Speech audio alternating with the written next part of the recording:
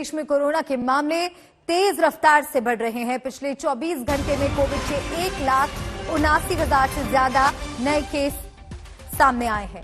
एक दिन पहले की तुलना में ये 12.6% ज्यादा है। नए केस के बाद देश में सक्रिय मामलों की संख्या 7,23,000 तक पहुंच गई है। एक दिन में कोरोना से 146 लोगों की मौत हुई है। तो देश में 24 घंटे में कोरोना के 1,79,723 नए मरीज। देश में 24 घंटे में कोरोना से 146 लोगों की जान जा चुकी है। तो तेजी से, बहुत तेजी से कोरोना के मामले देश भर में बढ़ रहे हैं, जिसको देखते हुए तमाम पाबंदियां अलग अलग राज्यों में लगाई जा रही हैं। आज से बूस्टर डोज लगाने की प्रक्रिया भी शुरू हो रही है। और इस बड़ी खबर पर विस्तार से आपको जानकारी देंगे सुबह 10:30 बजे। लेकिन ये अपडेट आपको बता दें कि कोरोना के मामले 1,79,723 तक पहुंच गए।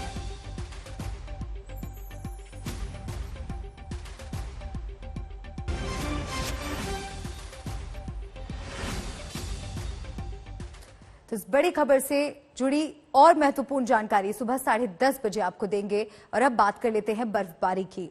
जनवरी के महीने में कश्मीर का ख्याल आते ही रुई के फाऊ जैसी बरसती बर्फ की तस्वीर सामने आ जाती है और टनों बर्फ से लदी लदी वादियों का सफेद साम्राज्य नजरों के सामने आ जाता है। आज के हालात बिल्कुल वैसे ही हैं।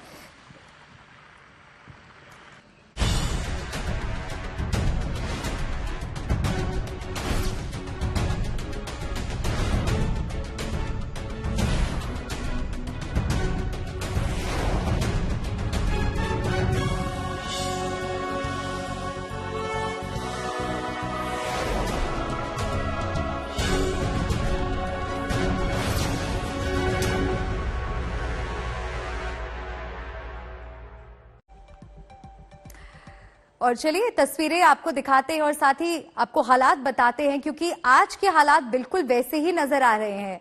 ताजा तस्वीरों के साथ हमारे संवाददाता अशरफ वानी भी मौजूद है, जो बता रहे हैं बर्फ ने जीवन को कितना मुश्किल भी बना दिया है।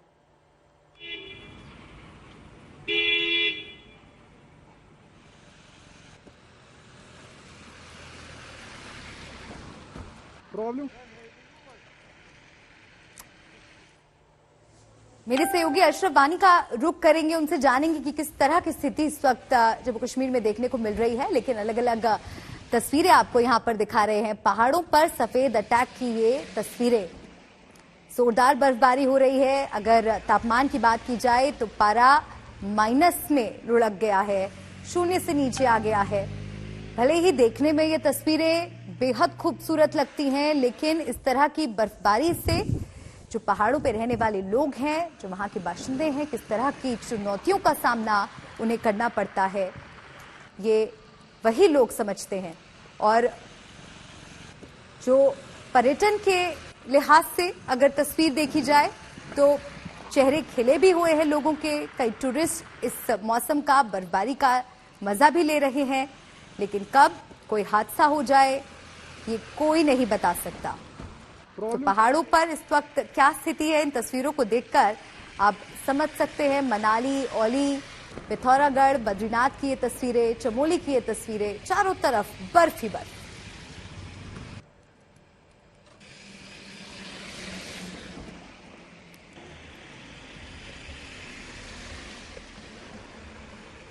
चलिए अब आपको श्रीनगर ले चलते हैं। अशरफ वानी वहां से जुड़े हुए हैं। अशरफ, जो तस्वीरें हम देख रहे हैं, जोरदार बर्फबारी हो रही है, लेकिन जाहिर सी बात है जितनी खूबसूरत ये तस्वीरें देखने में लगती हैं, लेकिन अपने साथ मुसीबतें भी लेकर आती हैं। बिल्कुल सही कहा आपने मलिका। दरअसल देखने में तो बर्फ बहुत अच्छी लगती है, खासतौर से टीवी पर अगर देखें या तस्वीरों में देखें, लेकिन इसको झेलना भी काफ़ी मुश्किल होता है। और वही स्थिति इस वक्त कश्मीर में उन लोगों की है जो इस बर्फबारी को झेल रहे हैं। मैं श्रीनगर में हूं, यहां पर तो उतनी ज़्यादा बुरी हालत नहीं है क्योंकि बर्फ हटाया गया, प्रशासन सक्रिय है और बिजली भी है। लेकिन कश्मीर के थोड़ा सा दूर दराज इलाकों की अगर बात करें तो वहां ये बर्फबारी मुसीबत लोगों के लिए बनी हुई है। कई जगहों पर 3 से 4 फुट बर्फ आप खुद अंदाजा लगा सकते हैं कि 3 से 4 फुट जो बर्फ कहीं पर पड़े तो कितनी मुसीबतें वहां लोगों को चलने फिरने में है, बिजली का संकट है, पानी पीने की पानी की दिक्कत है क्योंकि पानी के नल जम जाते हैं, बर्फ के नीचे छुप जाते हैं। तो वही वो जो है वो फिलहाल परेशानियां आम लोगों को खासतौर से पहाड़ी और दूर दराज इलाकों में है। लेकिन मौसम विभाग का कहना है कि फिलहाल अब मौसम सुधरेगा क्योंकि 3 दिन लगातार बर्फबारी हुई, शुक्रवार, शनिवार और रविवार सुबह तक। लेकिन अब जो है अब इस बर्फबारी का असर इस तरह से माफी चाहती हूँ, आपको रोक रही हूँ, आप अपनी बात भी पूरी कीजिएगा, लेकिन साथ साथ अगर दर्शकों को आप अपने पीछे की तस्वीरें भी दिखा सके ताकि लोग समझ सके कि किस तरह से बर्फबारी वहां पर हो रही है। बिल्कुल, मेरे कैमरामैन तारिक आपको दिखाएगा कि दरअसल हम श्रीनगर में हैं, यहाँ पर उतनी ज्यादा बर्फबारी नहीं है, लेकिन आप तब भी देख सकते हैं श्रीनगर की सड़कों पर जो है जगह जगह पर जो है बर्फ अभी मौजूद है। लेकिन जैसे मैंने आपको मलिका कहा कि श्रीनगर में चलो अगर किसी हद तक जो है हालत जो है वो बेहतर है, लेकिन दूर दराज इलाकों, पहाड़ी इलाकों में बर्फ से जो है लोग बेहाल है। मैंने जो आपको कहा था कि बर्फबारी तो रुक गई है, अब आज बर्फबारी नहीं हो रही है, न आने वाले 1 हफ्ते में होगी, लेकिन जो जमीन पर और सड़कों पर और पहाड़ों पर बर्फ मौजूद है उससे अब ठंड का माहौल जो है न सिर्फ जम्मू कश्मीर, खासतौर से कश्मीर में, बल्कि उत्तरी राज्यों में भी देखने को मिलेगा। अगर श्रीनगर में तापमान की बात करें तो दिन का तापमान जो श्रीनगर में है वो 1 डिग्री है। इस वक्त जो यहाँ का तापमान है 1 डिग्री सेंटीग्रेड मात्र है, जो रात में लुढ़क कर -5 तक हो जाएगा और आने वाले दिनों में ये तापमान रात में -8 तक जाएगा और उससे आप साफ ये अनुमान लगा सकते हैं। चुनौतियां हैं वहां पर रहने वाले लोगों के सामने। बहुत बहुत शुक्रिया अशरफ आपका ये अपडेट और तस्वीरें दर्शकों तक पहुंचाने के लिए। तो बर्फबारी का क्या सितम है वो हमने आपको दिखाया और अब बात मौसम की कर लेते हैं और मौसम में हम बात करेंगे हिमाचल प्रदेश और उत्तराखंड में जारी बर्फबारी की। तस्वीरों को देखकर लगता है मानो हिमयुग आ गया हो। देखिए हिमाचल प्रदेश के चंबा और उत्तराखंड के उत्तरकाशी जिले का हाल।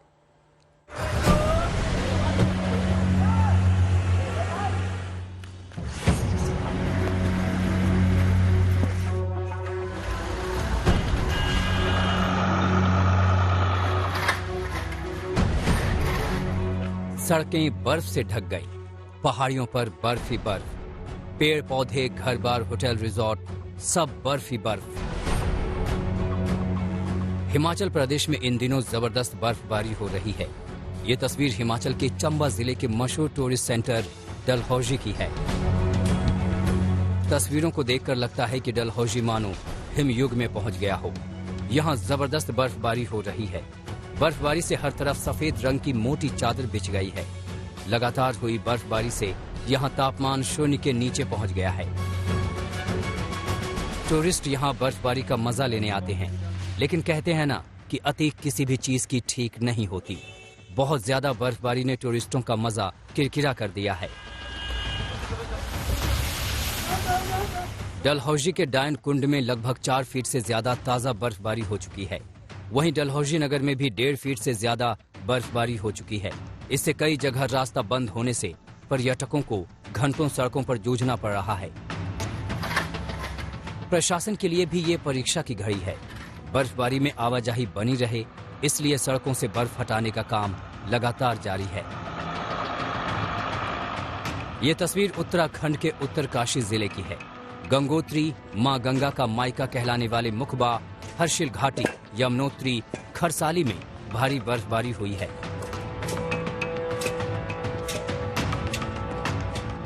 बर्फबारी से यमुनोत्री राष्ट्रीय राजमार्ग, राड़ी टॉप और गंगोत्री राष्ट्रीय राजमार्ग सुखी टॉप से आगे बंद हो गया है। बर्फबारी से भारत चीन सीमा निलांग मोटर मार्ग पिछले 5 दिनों से बंद है। तस्वीरों में साफ देखा जा सकता है कि बीआरओ की मशीनरी किस तरह से बर्फ हटाने के काम में जुटी है। काफ़ी मौसम में गतिविधियां हैं जिसमें आज बारिश हो रही है और ऊपरी क्षेत्रों में बर्फबारी भी शुरू हो गई है। इसमें जगह जगह जहां बिजली की प्रॉब्लम्स आ रही है वहां पर कार्य किया जा रहा है और कुछ रोड्स भी हमारी बर्फबारी के कारण ऊपर क्षेत्र में जहां पर हैवी स्नोफॉल हुआ है वहां पर बीआरओ के द्वारा मार्ग खोलने की कार्रवाई गतिमान है। बर्फबारी अपने साथ कई मुसीबत लाई है। कड़ाके की ठंड, जगह जगह रास्ते बंद, पीने के पानी का संकट, मुसीबतें बेशुमार हैं। चंबा से विशाल आनंद और उत्तरकाशी से ओंकार बहुगुणा के साथ आज तक ब्यूरो। दिल्ली में कोरोना का नया विस्फोट हुआ है। मुंबई से भी ज्यादा केस अब दिल्ली में आ रहे हैं। इस बीच 2 दिन का वीकेंड कर्फ्यू भी खत्म हो गया है। मुख्यमंत्री अरविंद केजरीवाल भरोसा दे रहे हैं कि लॉकडाउन नहीं लगेगा, लेकिन दिल्ली आपदा प्राधिकरण आज बैठक करके कुछ नई बंदिशों पर विचार कर सकता है।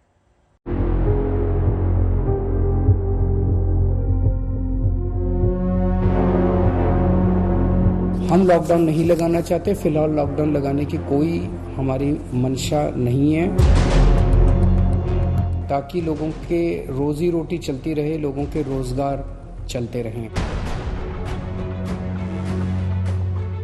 कोरोना ने दिल्ली को एक बार फिर बुरी तरह झकझोरा है। दिल्ली में संक्रमण सीमाएं तोड़ रहा है। पुराने आंकड़े ध्वस्त हो रहे हैं। नए मामलों की बाढ़ सी आ गई है। 24 घंटे का हाल देखिए। 22,751 नए मामले, 17 लोगों की मौत। संक्रमण दर 23.53%। ये आंकड़े डराने वाले हैं, चिंता पैदा करने वाले हैं। दिल सोचने पर मजबूर हो जाता है कि 10 दिनों में 20,000 के पार जाते ये मामले आखिर कहां जाकर थमेंगे। अस्पतालों का क्या होगा? बिस्तरों डॉक्टरों का क्या होगा? क्या पिछली लहर की त्राही एक बार फिर दिल्ली के मुहाने पर आकर खड़ी हो गई है?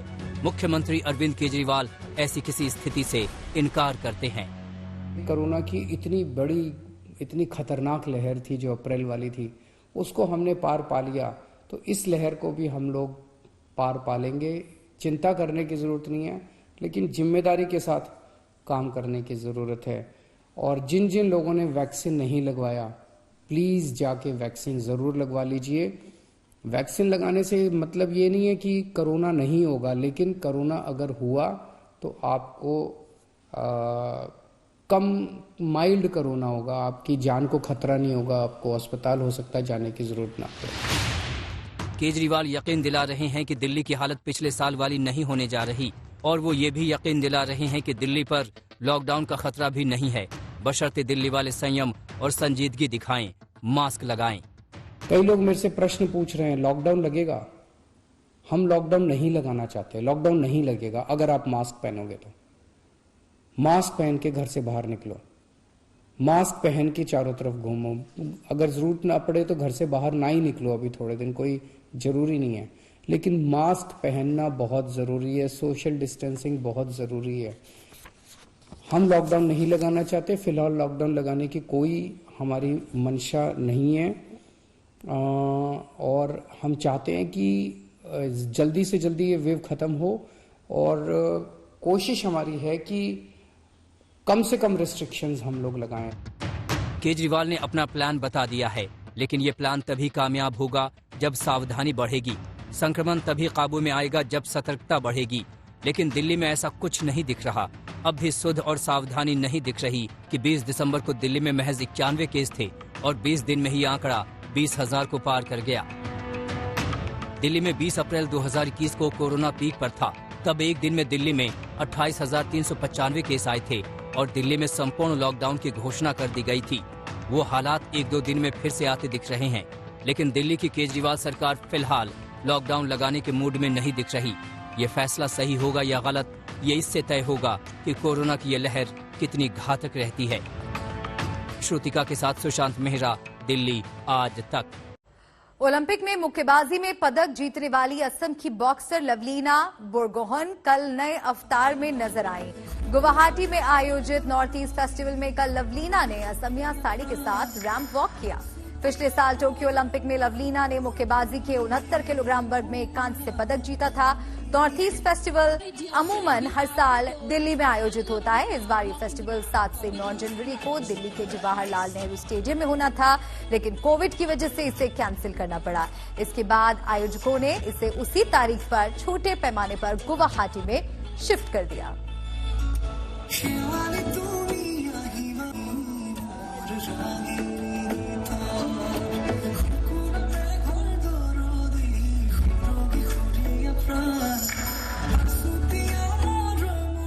देश में कोरोना के मामले तेजी से बढ़ रहे हैं। बहुत तेज रफ्तार से आंकड़े लगातार बढ़ रहे हैं। पिछले 24 घंटे में कोविड के 79,000 से ज्यादा नए केस सामने आए हैं। एक दिन पहले की तुलना में ये 12.6% ज्यादा है।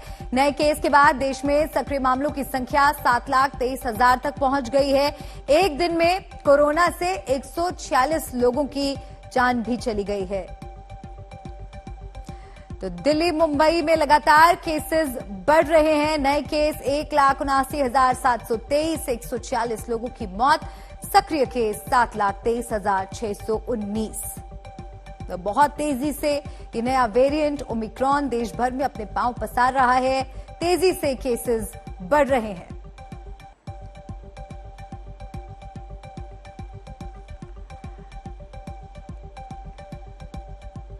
दिल्ली में भी कोरोना के मामले तेजी से बढ़ रहे हैं। एक दिन में 22,000 से ज्यादा नए कोरोना मामले सामने आए। पिछले 8 महीने में ये सबसे ज्यादा मामले हैं। यहां संक्रमण दर 23% के पार हो चुकी है। एक दिन में दिल्ली में कोरोना से 17 लोगों की मौत हो गई।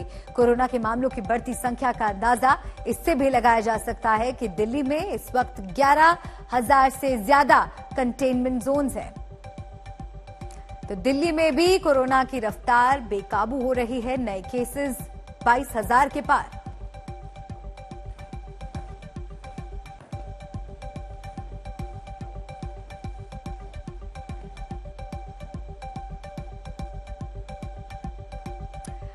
कोरोना के मामलों और सक्रिय मरीजों की संख्या को देखें तो दिल्ली में एक बार फिर दूसरी लहर जैसे हालात हैं। दिल्ली में 24 घंटे की अगर बात करें तो 24 घंटे में आए हैं 22,751 नए मामले। 1 मई 2021 को कोरोना के 25,219 केस आए थे। 7 मई 2021 के बाद पहली बार संक्रमण दर 23.53% हुई है। 7 मई को ये 24.91% थी। सक्रिय कोरोना मरीजों की अगर बात की जाए तो उनकी संख्या की अगर बात करें तो दिल्ली में 60,733 सक्रिय मरीज हैं और दूसरी लहर में 16 मई को ये आंकड़ा 62,783 था। मौत का आंकड़ा एक बार फिर डराने लगा है। 24 घंटे में 17 मरीजों की मौत हुई है। 16 जून के बाद एक दिन में सबसे ज्यादा मौत का यह आंकड़ा है। 16 जून की अगर बात करें, 16 जून कोरोना से 25 लोगों की जान गई थी। तो दिल्ली में तेज रफ्तार के साथ कोरोना अपने पांव पसार रहा है। मामले लगातार तेजी से बढ़ रहे हैं। दिल्ली, मुंबई सहित कई बड़े शहरों से कोरोना के क्लस्टर मिल रहे हैं। दिल्ली में सुप्रीम कोर्ट और दिल्ली पुलिस में कोरोना के मामले लगातार बढ़ रहे हैं। सुप्रीम कोर्ट में 7 जज सहित 250 से ज्यादा कर्मचारी कोरोना की चपेट में आ गए हैं।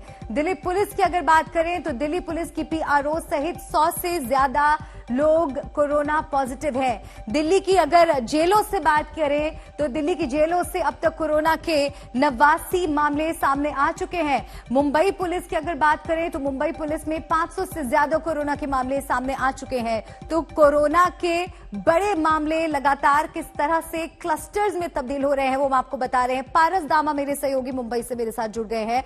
पारस, लगातार जैसा कि हम थोड़ी देर पहले भी जिक्र कर रहे थे कि डॉक्टर्स भी संक्रमित हो रहे हैं और पुलिस डिपार्टमेंट में भी संक्रमण लगातार तेजी से फैल रहा है। फ्रंटलाइन वर्कर्स की सुरक्षा को लेकर वक्त आ गया है कि अब कड़े कदम उठाए जाएं और बूस्टर डोज की प्रक्रिया जो आज से शुरू हो रही है उसको लेकर किस तरह की तैयारियां आप देख रहे हैं?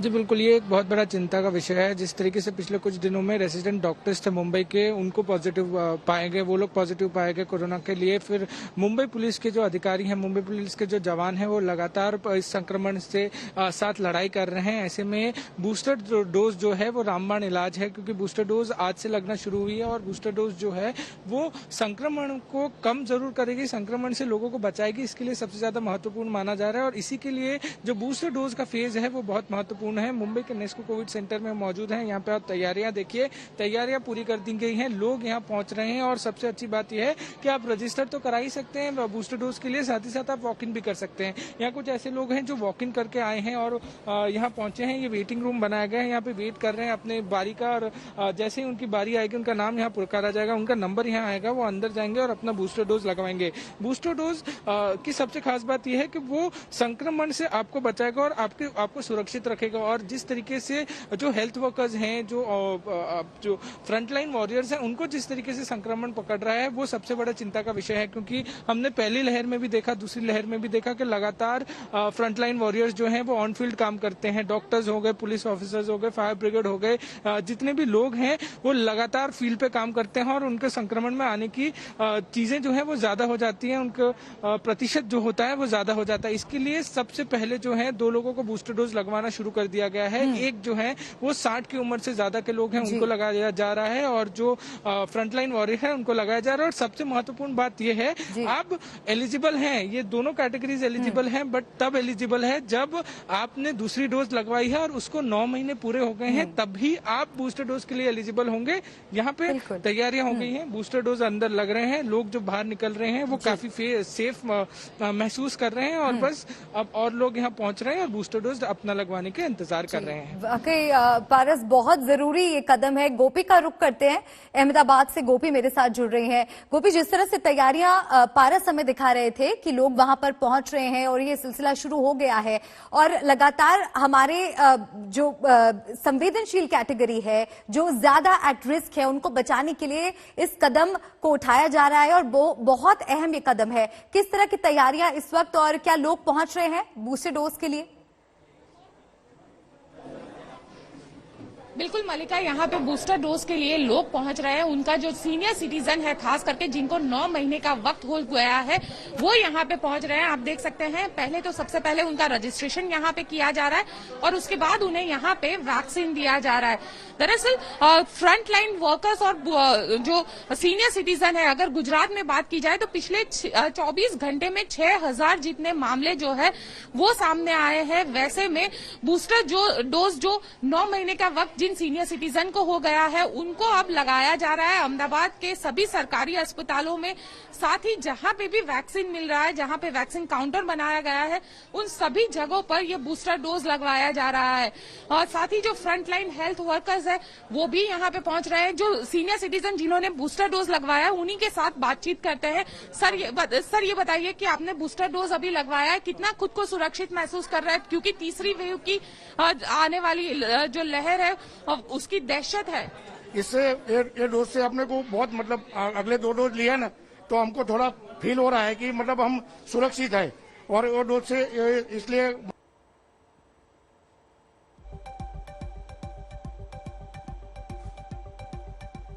तो जैसा कि गोपी हमें अहमदाबाद के एक अस्पताल से तस्वीरें दिखा रही थी, जहां पर बढ़ चढ़कर लोग हिस्सा ले रहे हैं, बुजुर्ग वहां पर एक अच्छी संख्या में पहुंच रहे हैं और अपने आप को सुरक्षित भी महसूस कर रहे हैं बूस्टर डोज लेने के बाद। इंद्रजीत कुंडू कोलकाता से मेरे सहयोगी मेरे साथ जुड़ रहे हैं। इंद्रजीत, प्रधानमंत्री नरेंद्र मोदी ने जो कल समीक्षा बैठक की थी, उसमें 2 चीजों पर जोर दिया गया था। एक इस बात का कि नियमों का पालन राज्य सरकारें करवाएं, और दूसरा वैक्सीनेशन पर। और उसी से जुड़ा एक बहुत अहम कदम आज से शुरू हो रहा है। कोलकाता में आप किस तरह की तैयारियां देख रहे हैं? क्या लोग वहां पर आसानी से पहुंच पा रहे हैं बूस्टर डोज लेने के लिए?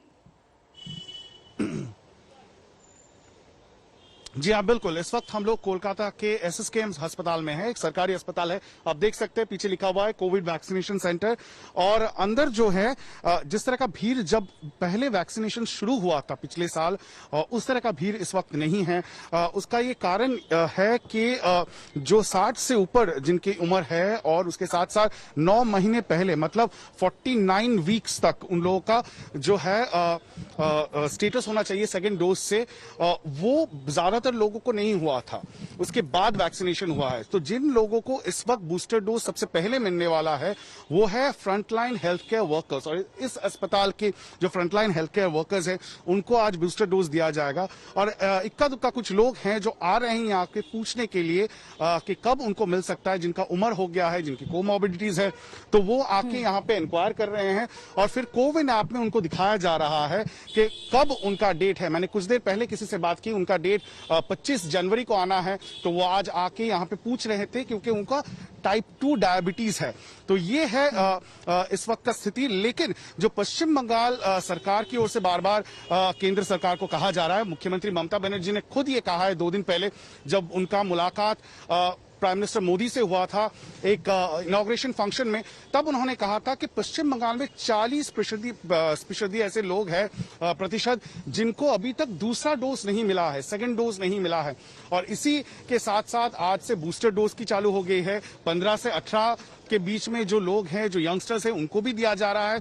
तो वैक्सीन का जो सप्लाई है उसको बढ़ाने की जरूरत है और पश्चिम बंगाल सरकार की ओर से बार बार यही कहा जा रहा है केंद्र सरकार को कि वैक्सीन की सप्लाई जो है उसको इस वक्त बढ़ाया जाए। इंद्रजीत, बहुत महत्वपूर्ण बातें आपने यहाँ बताई हैं। मैं अपने सहयोगी सुनील जी भट्ट का भी आगे रुख करूंगी, लेकिन इस वक्त मुख्यमंत्री योगी आदित्यनाथ कुछ कह रहे हैं, आपको सीधा मालिए चलते हैं। तक के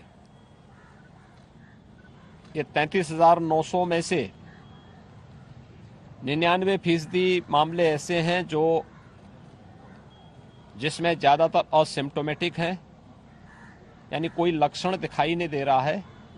RT-PCR की जांच कराने के बाद उसमें ये मामले देखने को मिले हैं और घर में ही उनका उपचार हो रहा है। हर जनपद में हमारे ICCC integrated Covid control centre हमारे कार्य कर रहे हैं और ICCC के माध्यम से हर कोविड पॉजिटिव के साथ संवाद बना करके उसे मेडिसिन किट उपलब्ध करवाना, उन्हें दवा आदि उपलब्ध करवाना और आवश्यक जो भी शासन की सुविधाएं ये उपलब्ध कराई जा रही हैं और सबका सफलतापूर्वक घर में उपचार हो रहा है। सेकेंड वेव में अगर कोई कोरोना की चपेट में आता था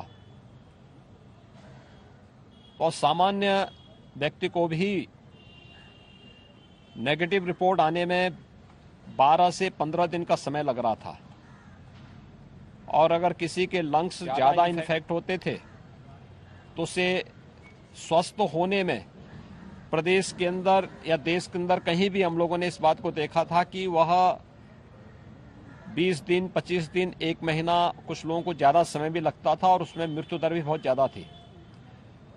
लेकिन इसमें थर्ड वेव में एक चीज और देखने को मिल रही है कि व्यक्ति 3 दिन अगर रेस्ट ले रहा है तो जो वायरल का एक सामान्य साइकिल होता है, 3 से 5 दिन के अंदर वह व्यक्ति स्वयं नेगेटिव हो जा रहा है और उसकी रिपोर्ट नेगेटिव हो जा रही है। तो यह एक व्यापक अंतर प्रदेश के अंदर हम सबको देखने को मिला है। अगर हम लखनऊ की ही बात करें तो लखनऊ में 4800 से ज़्यादा एक्टिव केस हैं, यानी कोरोना के कुल जो मामले हैं प्रदेश या लखनऊ जनपद और महानगर के अंदर उनकी संख्या 4800 से ज़्यादा है। लेकिन हॉस्पिटल में कुल 45 मामले हैं और ये 45 में भी ज़्यादातर मामले वह हैं जो पहले से किसी बीमारी से ग्रसित थे, हॉस्पिटलाइज थे। हॉस्पिटल में या जाते समय आते समय कोई इन्फेक्शन की चपेट में आए हैं, उनके कारण यह इन्फेक्शन उनमें है और हल्का है, कोविड का हल्का लक्षण उनमें देखने को मिला है। क्योंकि हम लोग हर एक पेशेंट की कोविड की जांच करवा रहे हैं। स्वाभाविक रूप से सतर्कता और सावधानी कोरोना की सबसे बड़े बचाव के उपाय हैं और सतर्कता और सावधानी हम ये मान करके न चलें कि थर्ड वेव खतरनाक नहीं तो हम इसे सावधान न हो। हर एक व्यक्ति को और खास तौर पर जो बुजुर्ग हैं, पहले से बीमार हैं, कमजोर हैं, बच्चे हैं, इनको हर हाल में इन्फेक्शन से बचाना होगा। बीमारी होती है, हम उसको हल्केपन से न लें। राज्य सरकार, पूरा प्रशासनिक तंत्र, हमारे हेल्थ वर्कर्स, कोरोना वॉरियर्स, हर एक व्यक्ति की जान बचाने के लिए पूरी प्रतिबद्धता के साथ कार्य कर रहे हैं।